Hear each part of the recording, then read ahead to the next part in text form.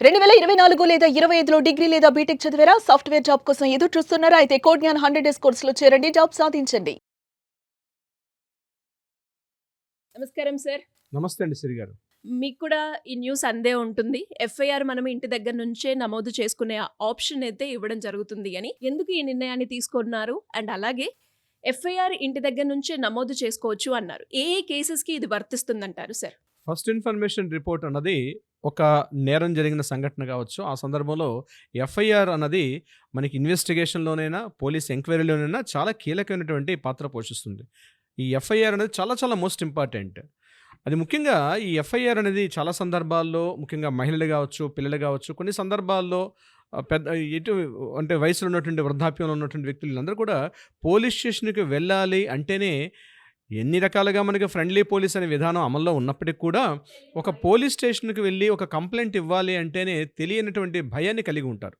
నా దగ్గరకొచ్చే క్లయింట్స్ చాలా సందర్భాల్లో నేను మీరు ఇలా రకంగా బాధపడుతున్నారంటే ఇప్పుడు మీరు పలానా పోలీస్ స్టేషన్‌కి వెళ్ళండి, లేకపోతే 100కి కాల్ చేయండి అని చెప్పి అనేక సందర్భాల్లో మేము సలహాలు ఇస్తూ ఉంటాం. అయినప్పటికి కూడా ముఖ్యంగా ఫ్యామిలీ మ్యాటర్స్‌లో ఇలాంటి సందర్భాల్లో వెళ్ళి ఒక కంప్లెయింట్ ఇవ్వడానికి చాలా భయపడుతుంటారు మహిళలు, పిల్లలు, ట్రూ. పెద్దవాళ్ళు, అదేవిధంగా సొసైటీలో కాస్త బాగా ఒక స్థాయిలో ఉన్నటువంటి వ్యక్తులందరూ కూడా. అంటే వీళ్ళోళ్ళనే కాదు, ఎవరికైనా పోలీస్ స్టేషన్ అంటే కొద్దిగా భయం. ముఖ్యంగా కాలేజ్ స్టూడెంట్స్ కావచ్చు, వీళ్ళందరూ కూడా ఈ వర్గం, ఆ వర్గం అని నేను ఎక్కడ వేరు చేసే ప్రయత్నం చేయను గానీ, ఎవరికైనా పోలీస్ స్టేషన్‌కి వెళ్ళాలంటే కొంత భయాన్ని కలిగి ఉంటారు. ముఖ్యంగా ఎఫ్ఐఆర్ నేరం జరిగిన తర్వాత బాధితులు డైరెక్ట్‌గా పోలీస్ స్టేషన్‌కి వెళ్లి కంప్లెయింట్ చేయాలంటే బాధితులు ఇబ్బంది పడుతుంటారు. అయితే ఇంతకుముందు మనకి జీరో ఎఫ్ఐఆర్ అనే ఒక ఒక ఒక స్టేటస్ మనం ఇప్పటిదాకా వింటున్నాం. అంటే ఇంతకుముందు ఏదైనా కేస్ ఎక్కడ జరుగుతుంది అంటే ఆ పోలీస్ స్టేషన్ పరిధిలోకి వెళ్లి కంప్లెయింట్ చేయాల్సిన పరిస్థితి వచ్చేది.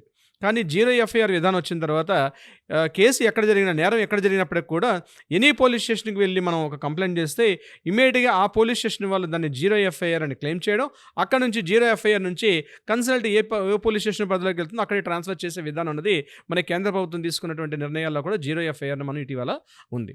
అయితే జీరో ఎఫ్ఐఆర్‌ని మించి ఒక అడుగు ముందుకు వేశారు మన తెలంగాణ పోలీస్ యంత్రాంగం అని నేను చెప్పుకోవచ్చు.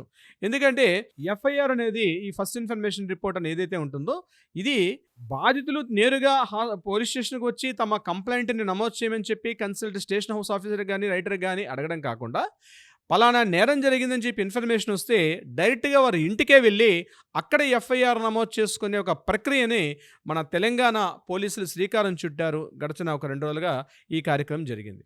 అంటే దీంట్లో ఎలా ఉంటుంది అంటే, ఎఫ్ఐఆర్ ఇన్ఫర్మేషన్ ఎలా ఉంటుందంటే, బాధితులు ముఖ్యంగా ఆల్రెడీ బాధిత ఉంటారు. ప్రాబ్లమ్ జరిగింది, ఇష్యూ అయింది. తర్వాత వారు పోలీస్ స్టేషన్‌కి వచ్చి కంప్లెయింట్ చేయడం కాకుండా, పోలీసుల కన్సల్ట్ పోలీస్ డిపార్ట్మెంట్ వారే తిన్నగా పోలీస్ స్టేషన్ వారిని డోర్ స్టెప్ అంటారు. అంటే ఇంటికి దగ్గరికే వెళ్ళి, ఆ ఇంటి దగ్గర ఉన్నటువంటి బాధితులతో మాట్లాడి, వివరాల్ని సేకరించి, వాళ్ళ ద్వారా వాంగ్మూలాన్ని తీసుకొని, అక్కడే ఎఫ్ఐఆర్ నమోదు చేసి, మళ్ళా పోలీస్ స్టేషన్‌కి వచ్చి దాన్ని డీటెయిలింగ్ అంతా చేసిన తర్వాత వాళ్ళకి అక్నాలెడ్జ్‌మెంట్ పోలీస్ స్టేషన్‌లో ఎఫ్ఐఆర్ నెంబర్ అంతా కూడా పంపించడం జరుగుతుంది. ఇది ఇంటి దగ్గరికి డైరెక్ట్‌గా అంటే service at your door step అని మనం ఎట్లయితే అనుకుంటామో, ఆ రకంగా ఈ ఎఫ్ఐఆర్ నమోదు ప్రక్రియ కూడా ఇంటి దగ్గర నుంచే నమోదు చేసే విషయానికి రీసెంట్‌గా స్టార్ట్ చేశారు తెలంగాణ పోలీసులు. అంటే ఎలా ఉంటుంది సార్? కాల్ చేసి మనం జస్ట్ ఇన్ఫర్మేషన్ ఇస్తే అవునండి. సరిపోతుంది. అయితే ఇది యాక్చువల్‌గా కాల్ చేయడం అని కాదు. ఈ విషయం తెలుసుకున్న తర్వాత పోలీసులు కాల్ చేసినా చేయకపోయినా విషయం తెలుసుకున్న పోలీసులు డైరెక్ట్‌గా ఆ ప్రదేశానికి వస్తారు.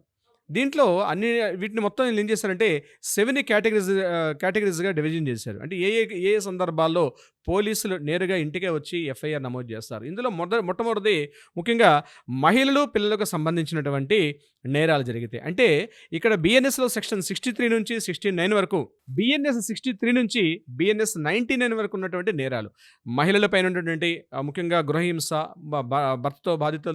భర్తతో గాని లేదా ఇతరత్ర విషయాల్లో ఆ భార్య గాని, ఆ మహిళ గాని ఇబ్బందులు పడుతున్న సందర్భాల్లోని, అంతేకాకుండా పిల్లలు కూడా ఇబ్బందులు పడుతున్నటువంటి సందర్భాల్లో కూడా ఈ విషయం తెలుసుకున్న వెంటనే పోలీసులు అంటే ఏదైతే మనం బిఎన్ఎస్ సెక్షన్‌లో 63 నుంచి 99 వరకు ఎటువంటి నేరాలని మనం పరిగణిస్తున్నామో, ఆ కేటగరీస్ కిందకి వచ్చినటువంటి నేరాలన్నింటినీ కూడా డైరెక్ట్‌గా పోలీసులు ఇంటి వద్దకు వచ్చి దాన్ని ఎఫ్ఐఆర్‌గా నమోదు చేసుకునే ప్రక్రియ కూడా ఉంది. ఇక రెండవది హ్యూమన్ బాడీకి అటాక్స్. అంటే ఎక్కడైనా బాధితులు క్రైమ్ జరిగితే, అంటే కత్తిపోట్లకు గాని, లేకపోతే అటెంప్ట్ టు మర్డర్స్ ఇట్లాంటివన్నీ జరిగిన సందర్భాల్లో కూడా డైరెక్ట్‌గా వస్తారు. అది బిఎన్ఎస్ 303 నుంచి 331 వరకు ఏదైతే మనం బిఎన్ఎస్ భారతీయ న్యాయ సంహితలో మనం రాసుకున్నటువంటి బిఎన్ఎస్ సెక్షన్‌లో ఉన్నటువంటి 303 నుంచి 331 వరకు ఉన్నటువంటి ఆ సెక్షన్‌కి సంబంధించిన అన్ని కేసులను కూడా డైరెక్ట్‌గా నేరుగా వచ్చే ప్రయత్నం చేస్తారు. ఇక మూడోది ఏంటంటే ప్రత్యేక చట్టాలు అంటాం మనం. ప్రత్యేక చట్టాలు అంటే చైల్డ్ అబ్యూజ్ అంటే చిల్డ్రన్స్ అబ్యూజ్గా ఉన్నటువంటి అటువంటి 2012లో మనం చేసుకునే చట్టం ఏదైతే ఉందో చిల్డ్రన్స్ పోస్కో కానీ ఈవ్ టీజింగ్ కానీ ఇట్లాంటి సందర్భాల్లో అమ్మాయిలు కానీ అబ్బాయిలు కానీ డైరెక్ట్గా